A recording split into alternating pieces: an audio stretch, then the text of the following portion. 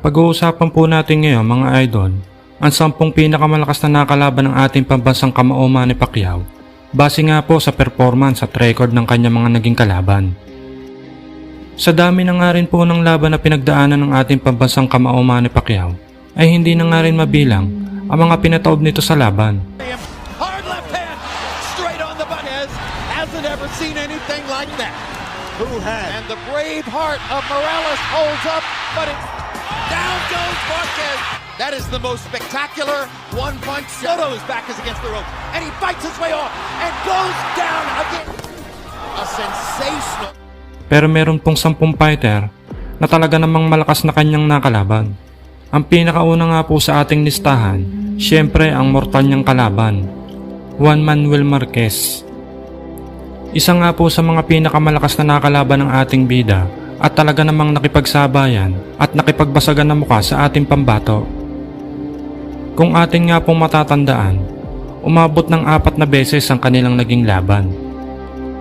Hindi naman po natin may tatanggi na isa nga po itong si Marquez sa mga pinakamalakas na nakalaban ng ating bida. Dahil ang unang nga po ay ang puso nito pagdating sa laban. At kahit natutumba, ay muli nga pong bumabangon para muling lumaban. Pangalawa ay magaling nga po itong si Marquez sa long range.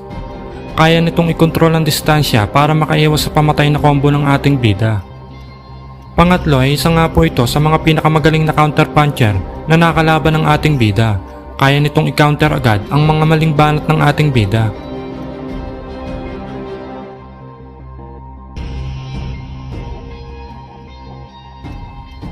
Pang-apat nga po sa mga dahilan ay fearless. Hindi ito natatakot makipagsabayan sa ating bida. Yung tipong basag kung basag ang muka. Kayang-kaya din niyang sabayan ng mga patama ng ating bida. Yung tipong kahit tinatamaan mo ng solid, nakapokus pa rin sa laban. Humahanap ng paraan para makarecover. At pang-5 nga po sa mga dahilan ay kaya nitong saktan ng ating bida. Meron nitong pamatay na over right hand. Napapatigil din ito ang ating bida sa pag-atake, lalo na pag natatamaan niya ng solid. Kaya nga po El Dinamita ang naging bansag dito kay Marquez, dahil sa kanyang mabigat na mga kamao. At ang pang-6 sa mga dahilan ay ang kanyang malakas na stamina. Kung malakas ang stamina ng ating bida, kaya itong tapatan ni Marquez. At ito nga po ang naging panlaban niya sa ating pambato, ang hindi agad nauubusan ng hangin kahit umabot pa ng 12 rounds. Kaya pa rin ni Marquez lumaban ng sabayan. Pang-7 nga po sa mga dahilan ay ang audience impact. Hati nga po ang sigawan ng mga audience mga idol. Kung marami ang sumisigaw para sa ating bida, marami ring sumisigaw para kay Marquez. Freddie Roach said holding the pads from his hands have felt heavier than at any time. Yung tipong pagtunog pa lang ng bell sa unang round ay huwag ka nang kukurap dahil talaga namang kaabang-abang ang mga susunod na mangyayari. Talagang walang humpay na bakbakan hanggang matapos ang buong 12 rounds. At ang pang-8 sa mga dahilan kung bakit nga po isa si Marquez sa mga pinakamalakas na nakalaban ng ating bida ay ang experience nitong si Marquez sa laban. Parehong sanay sa gulpihan ng dalawa, kaya naman kapanapanabik ang nagiging sagupaan. Naging draw ang una nilang laban. Pagdating sa pangalawang laban, split decision.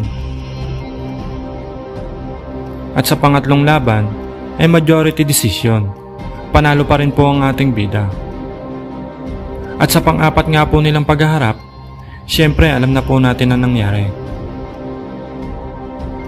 Ang pangalawa nga po sa ating listahan sa mga pinakamalakas na nakakalaban ng ating pambansang kamao ay itong si Miguel Cotto, ang pinakaunang world champion na nakalaban ng ating bida sa welterweight division. Kaya naman bago nga maganap ang kanilang magiging laban, ay maring sinabi nitong si Cotto sa isang interview na nagkamali nga raw ang ating pambato sa taong kinilaban at napiling division na papasukan. If he think he going to catch his 7th title in his 7 different division with me, he picked the wrong guy and the wrong category. At sa labang iyon, dito na rin inilabas ang pinakaunang WBC Diamond Belt bilang pagkilala sa mga high-profile boxer. Noong mga panahong ito ay ang kalakasan nga po ni Cotto dahil mayroon lamang itong isang talo kontra nga po sa Meksikanong si Antonio Margarito. Subalit isa nga po itong si Cotto sa mga dangerous fighter na bigating world champion. Ngunit alam nga po nating lahat na pinadapa nga po ito ng ating pambansang kamao sa kanilang naging laban na talaga namang nagpasikat ng gusto sa ating bida. Ilalagay po natin sa pangatlo na pinakamalakas na nakalaban ng ating pambansang kamao ay itong si Floyd Mayweather Jr.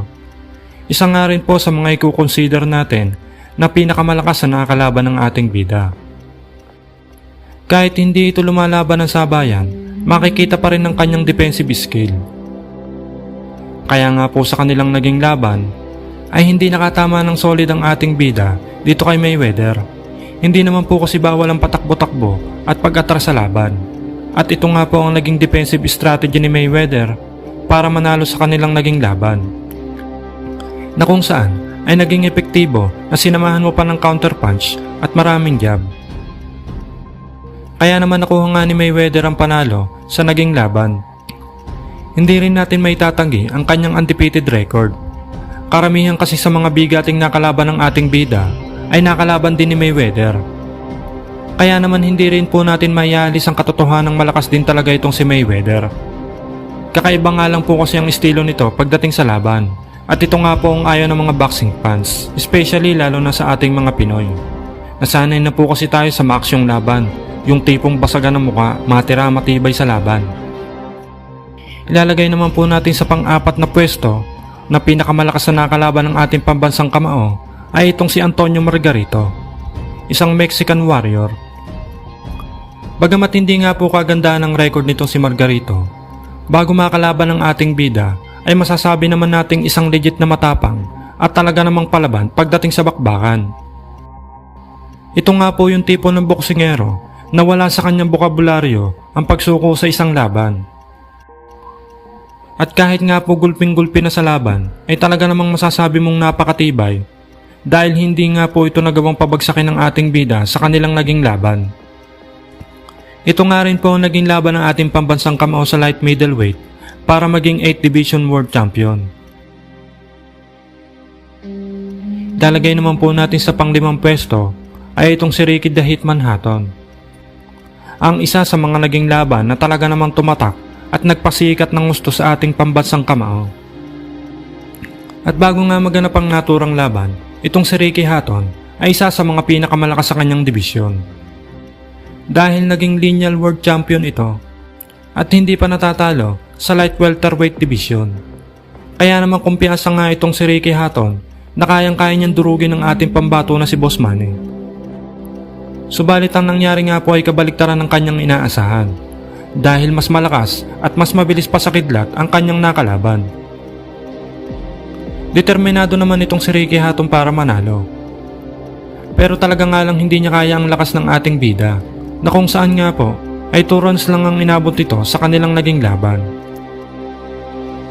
At ang pang-anim nga po sa ating listahan na pinakamalakas na nakalaban ng ating pambansang kamao ay itong si Golden Boy, Oscar De La Hoya. Ito nga po ang pinakaunang nakalaban ng ating bida sa welterweight division.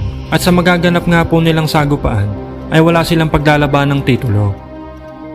Isa nga po sa mga pinakamalakas at isa rin sa mga talaga namang pinakasikat na boksingerong nakalaban ng ating bida ay ito nga pong si De La Hoya na naging 6th Division World Champion. Kinatatakutan nga po itong si De La Hoya dahil sa dami ng nakalaban nitong legendary fighter at bago nga maganap ang kanilang salpukan, madami nga po ang nagsasabi na hindi raw uubra ang ating bida dito kay De La Hoya dahil sobrang laki nga po nito para sa ating bida. At bukod pa dyan ay lumalaban nga po ito sa mas mabigat na timbang. Subalit sa naging laban ay muli nga pong ginulat ng ating bida ang mundo ng boxing dahil pangalawa nga po ang ating pambansang kamao na tumalo kay De La Hoya via technical knockout. Hit with virtually. It's done. Manny Pacquiao has beaten Oscar De La Hoya. At ang ating pampito sa listahan ng pinakamalakas na nakalaban ng ating bida ay ito nga pong si Timothy Bradley, ang tinaguriang Desert Storm ng bansang Amerika. Isa nga po ito sa mga pinakamalakas na nakalaban ng ating pambansang kamao dahil kung pagbabasihan po natin ang performance niya sa naging laban, makikita po natin ang kanyang husay at abilidad pagdating sa ibabaw ng lona. Isa nga po ito sa mga talaga namang nakipagbasagan ng muka at nakipagsabayan ng gusto sa laban kontra nga po sa ating pambansang kamao. Masasabi po natin na talagang mahusay din nga po ang kanyang galawan dahil kung basagan nga lang ng muka ay hindi nga po magpapahuli itong si Timothy Bradley. Talagang may tibay din nga po ang panga nito at may puso kapag lumalaban. At kahit nga po naging kontrobersyal ang kanilang unang laban na kung saan ay natalo nga po ang ating bida, Did you think you won the fight? Absolutely, yes. nakipagsabayan naman ito ng gusto sa kanilang naging bakbakan. Kaya nga po umabot sa 3 ang kanilang naging laban dahil isa nga po ito sa mga pinakamatibay na nakalaban ng ating bida. Inalagay po natin sa pang-8 pwesto sa pinakamalakas na nakalaban ng ating pambansang kamao ay itong si Erik Morales. Isa nga po sa mga Meksikanong pinakamatibay at mandirigmang boxer na kinatatakutan sa kanyang prime. Straight right hand to the body. Huge left hook. Maidana's holding on. 3 beses nga pong nakalaban ito ng ating bida. 2 panalo at 1 talo ang naging standing nila sa kanilang naging laban. Natalo nga po ang ating pambansang kamao sa kanilang naging unang laban by a unanimous decision. At sa pangalawang laban ay panalo nga po ang ating bida by a TKO sa ika-10 round. At sa ikatlo nga po nilang pagtutuos ay muli nga pong nanalo ang ating bida by a TKO sa ika-3 round. At ang pangsyam nga po sa listahan sa mga pinakamalakas na nakalaban ng ating pambansang kamao ay ito nga pong si Marco Antonio Barrera. Isa nga po sa mga talaga namang nagpaputok ng gusto sa pangalan ng ating bida. Bukod nga po kay Ledwaba, isa nga po itong si Barrera na talaga namang nagpasikat ng gusto sa ating bida. Masyado kasi nilang minahina ang kakayanan ng ating pambansang kamao. Hindi nila alam na may killer instinct ito pagdating sa laban. At sa kanilang naging laban ay hindi nga po inaasahan ni Barrera kung gaano kalakas ang stamina ng ating bida. Dire-diretsong pag-atake at walang humpay na mga pagsuntok. Kaya naman nahirapan nga itong si Barrera kung paano niya didepensahan ang mga banat ng ating bida. Hindi niya kayang sabayan ang sunod-sunod na pag-atake ng ating bida kung kaya't naubusan ng lakas itong si Barrera pagdating sa mga huling rounds. At dahil nga po sa dami ng tamang inabot mula nga po sa ating bida ay wala nang nagawa ang kampo ni Barrera kundi itigil na nga ang laban para makaiwas na rin sa pinsala pang aabutin nitong si Barrera kung sakaling ituloy pa nila ang laban. At ang pinakahuli nga po sa ating listahan na pinakamalakas na nakakalaban ng ating pambansang kamao ay itong si Lelo Honolo Ledwaba. Kung bakit nga po ito napasama sa mga pinakamalakas na nakakalaban ng ating bida ay dahil nga po itong si Ledwaba ay isang nakakatakot na world champion bago makasagupa ng ating pambansang kamao. Hawak nito ang IBF Super Bantamweight title. June 2001, ito nga po ang kauna-unahang tapak ng ating bida sa bansang Amerika na noong mga panahon na yan ay hindi pa nga po kilala ang ating pambansang kamao. Ang naging laban niya kay Ledwaba ay ang naging unang pagkakataon para magpakilala at magpasikat sa mundo ng boxing.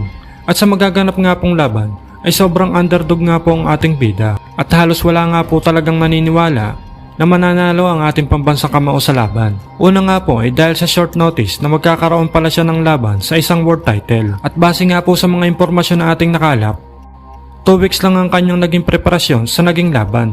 Ngunit wala nga pong kabog-abog na pinatos agad ng ating bida ang naging offer sa kanya kahit pa super underdog at kulang sa preparasyon sa laban. Pero ginulat nga po ng ating bida ang mundo ng boxing. Nandurugin, pabagsakin at manalo via technical knockout ang ating pambansang kamao sa kanilang naging laban. At dahil nga po sa labang iyon ay dito na nag-umpisang pumutok ang pangalan ng ating bida. Kung ating babalikan na nakaraan, halos mahigit 200 dekada na nga po ang nakakalipas nang unang tumapak sa bansang Amerika ang Noy Bagito at wala pang nakakakilalang si Manny Pacquiao. June 23rd, 2001. It's my first time in America, so absolutely I'm an underdog. Kung saan ay nabigyan ito ng pagkakataon upang agawin ng corona sa tinaguriang hand of stone ng South Africa na si Lelo Ledwaba. Isa sa mga kinikilalang pinakamahusay at kinatatakutan noon sa Super Bantamweight Division noong mga panahon na yon. Subalit pagdating nga po ng mismong laban, ay tila na wala ang tigas ng South African champion at nagmukhang mahinang nilalang sa kamay ng ating kababayan na si Manny Pacquiao. Wala nga pong kapalag-palag na winasak ng Nui Bagito pang si Pacman, ang ibinibidang South African champion na si Lelo Ledwapa.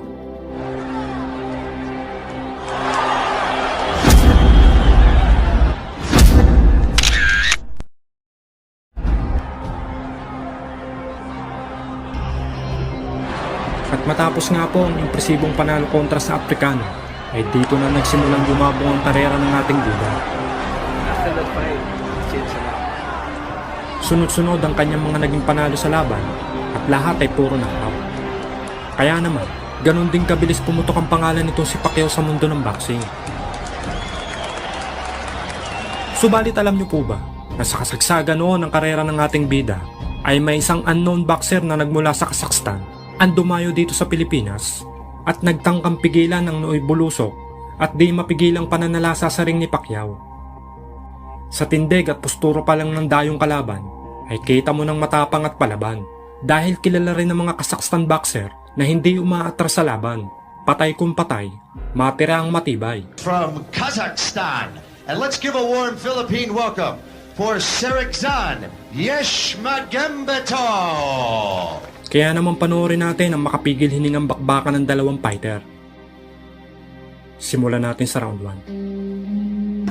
そこを、自分のその Very rangy itong kalaban ni Manny Pacquiao. 住宅にしてたんですよね。 Very durable daw 滞在し ito. てたんです。それの前にルネタ公園っていうのがあるんですよ。 Serik. そこをずっとその使ってるんですね。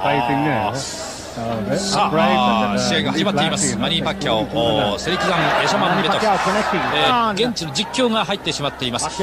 ご了承いただきたいと思います。今背中を見せていますのがカザフのイエシャマン・ベトフです。まあサウスポーの方がその世界チャンピオンのパッキャオですね。なんといっても見るべきはこの攻撃力、マニー・パッキャオ。おお、カザフ。セリクザン・イエシャマン・ベトフ。右ボディブローです。上からの映像です。たまにはいいんですが、こう続いてしまうとちょっと見づらいところもあります。おお、インサイドから入りました。右、マニー・パッキャオ。パッキャオは現在のタイトル3度目の防衛まで来ています。そして4度目の前に一つ、この左ストレート、そしてまた右ワンツー。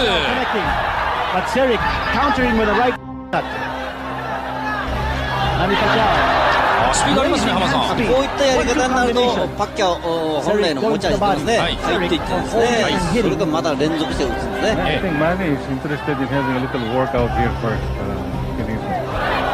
重たいパンチを放つイエシャマン・ベトフという情報があります。その前にガンガンいってるマニー・パッキャオ。おーっと今みたいにですね、思いっきり入れて入ると、あれがパッキャオのパターンですね。いやー、お客さんも大喜びです。第1ラウンドからダウン。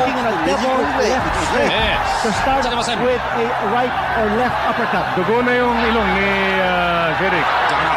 で左をねじ込むぐらいですね。そうですね。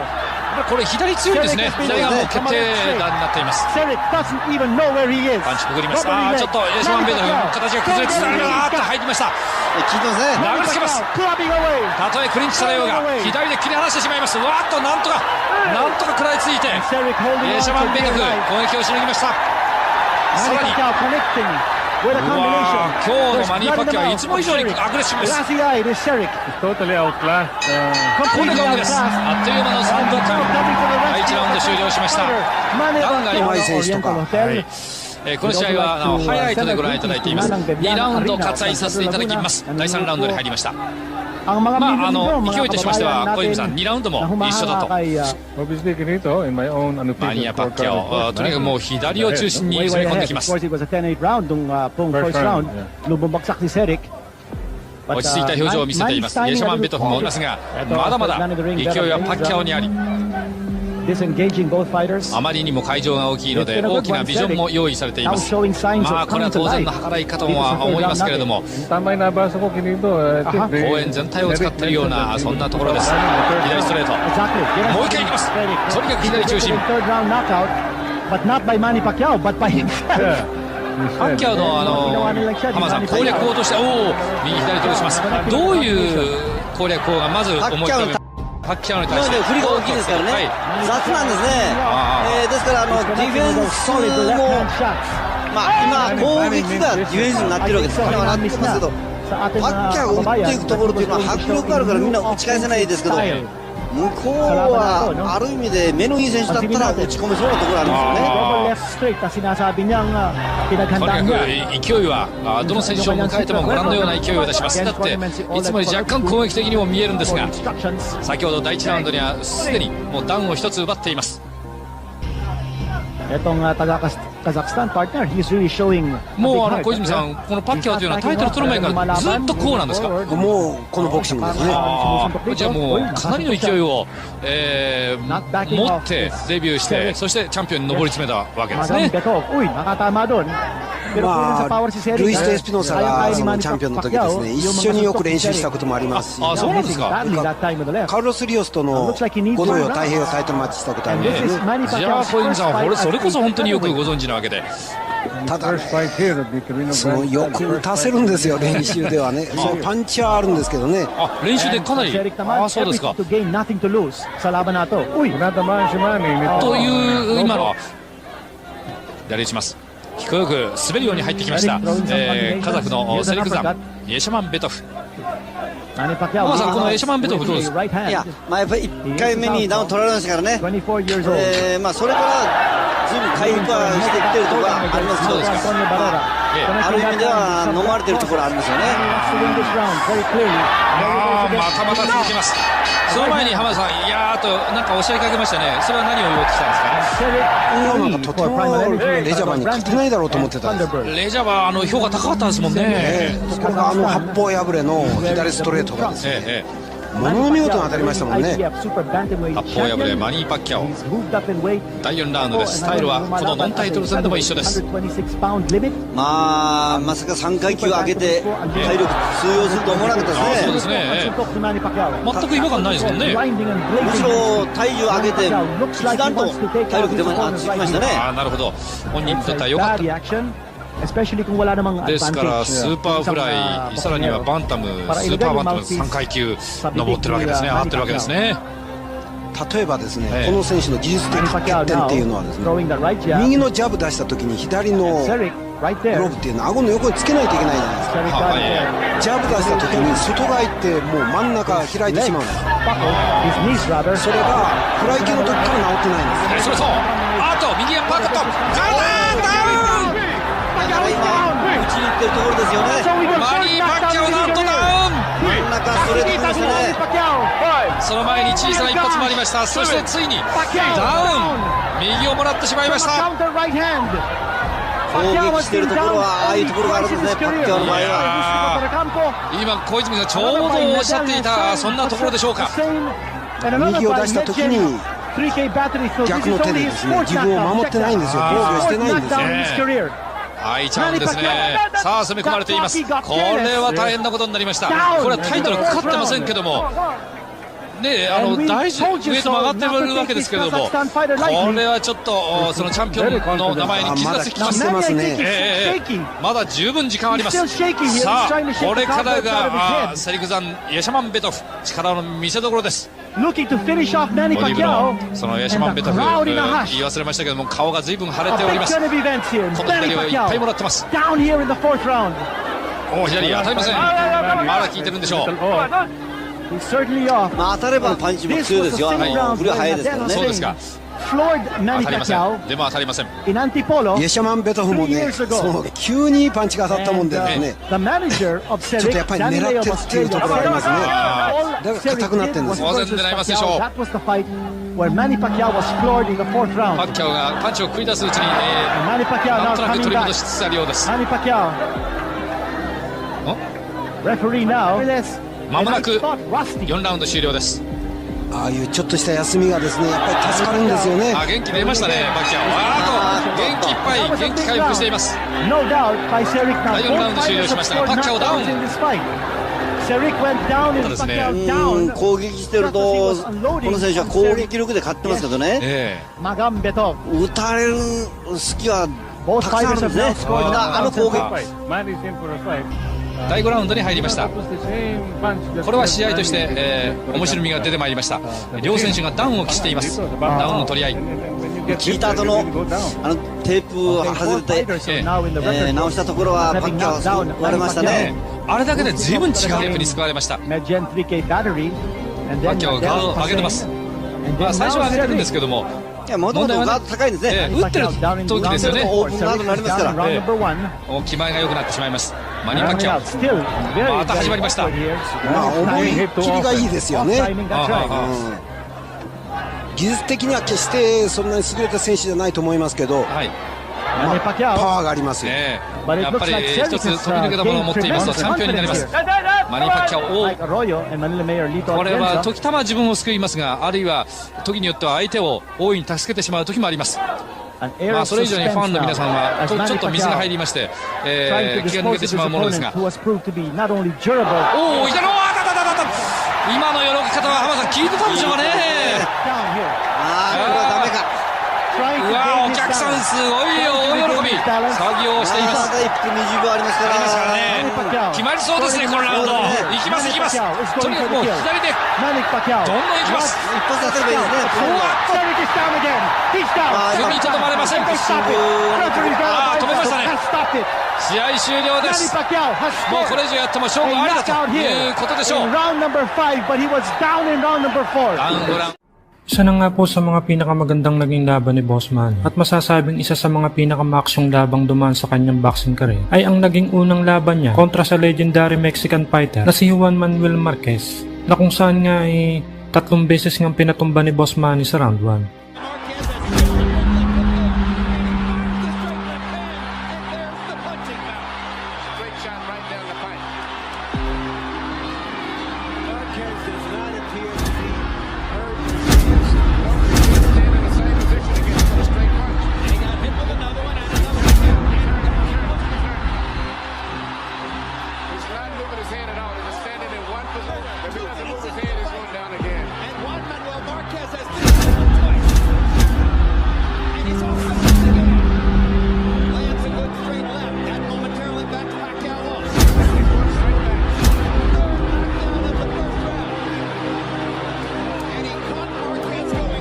Subalit sa galing at tibay din nga nitong si Marquez ay nagawa pa rin itong may tabla ang kanilang naging laban.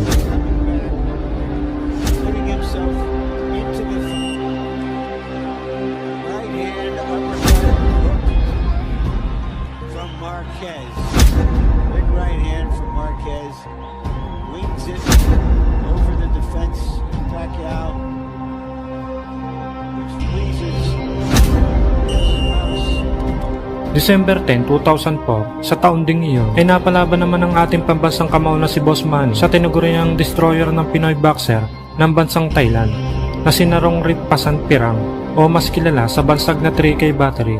Paglalabanan nila ang IBF Featherweight Title Eliminator at ang Ring Magazine Featherweight World Title. Ang kanilang laban ay ginanap sa Home Depot Court sa Taguig City. Noong mga panahon na yan, si Boss Manny ay may record na 38 wins, 28 knockouts, 2 talo, at 2 tabla. At ito namang si 3K Battery na kanyang ang makakatapat sa laban ay may record namang 44 wins, 23 knockouts, 7 talo at 1 tabla.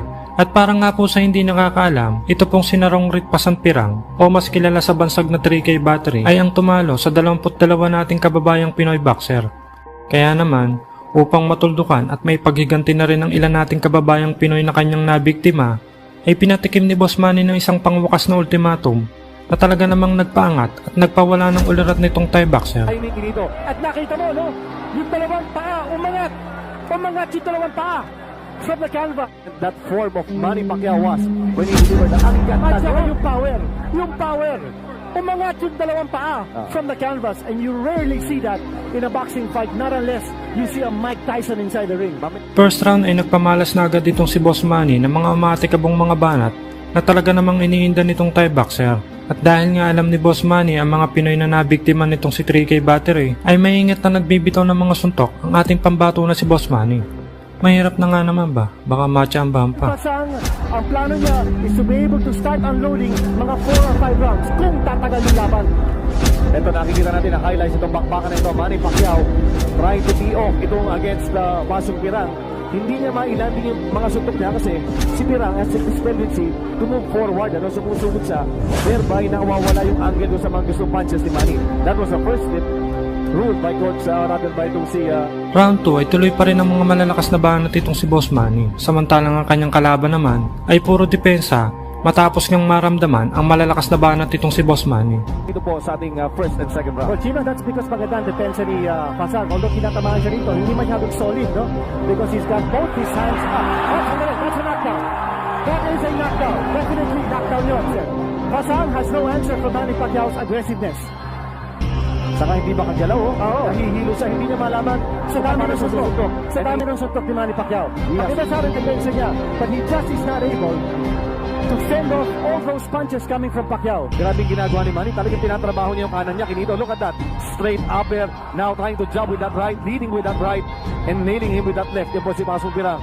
Already a knockdown has been scored in the second round. Parang isang beses na bumagsak si Fasan, but Fasan is still standing. He's still fighting back. Whoa! Leading with the right. Yan yung artillery ni Manny Pacquiao. And the Arsenal is in trouble. Kinito, this guy is in trouble. He's trying to back off. Iwas-iwas lang ito si Fasan.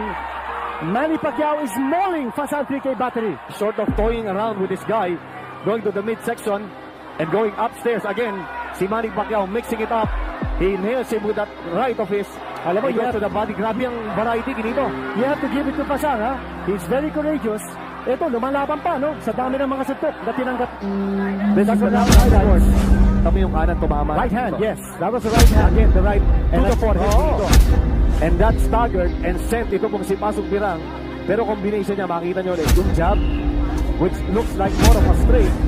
And then, ayun, yung tumama yung left. Sa round 3 ay halos saluhin na lang nitong Thai boxer ang lahat ng suntok na ipinupukol ng ating pambansang kamao na si Boss Manny. Ito back dito sa ating bout, round number 3. Manny Pacquiao trying to measure. Ito si Pasong Pirang with his right lead going up and down. Manny Pacquiao nails him with the left. Ito si Pasong Pirang got big, Kinito. Well, he got rocked that time. Pero matibay din ito, nakikita ko. Nasasalo niya yung mga suntok. Now whether he's able to withstand the punishment. Chino, para pinasusuntok niya lang si Manny. But here is Fasang absorbing a lot of punishment. And Manny Pacquiao getting a good workout dito sa first 2 rounds. Oh, talaga. At sabi ni Manny, Olika, sayo pa to. It's a 12-rounder.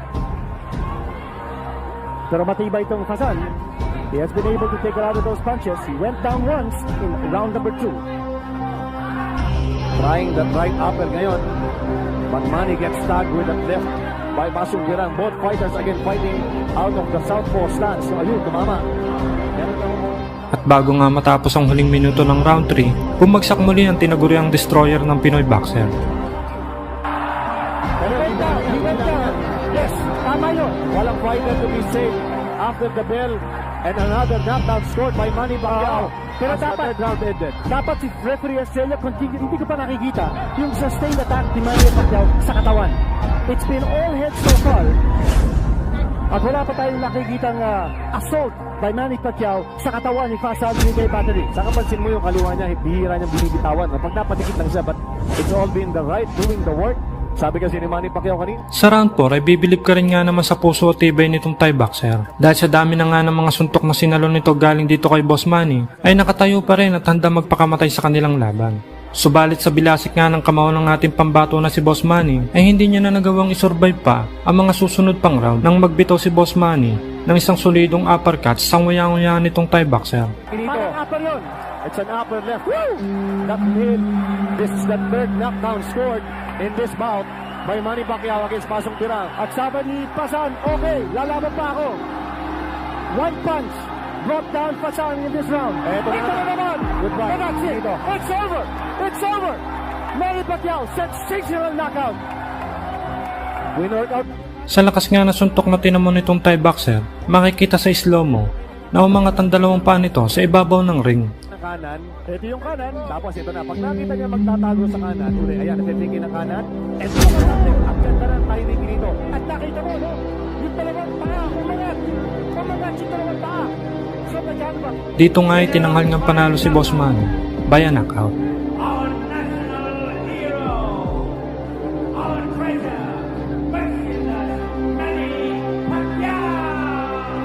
At sa panalo ngang yun ni Boss Manny, ay matagumpay niyang nandepensa ng kanyang titulo. At ang pinakamaganda sa lahat, ay naiganti niya na rin sa wakas ang 22 Pinoy boxer na tinalo nitong si 3K Battery.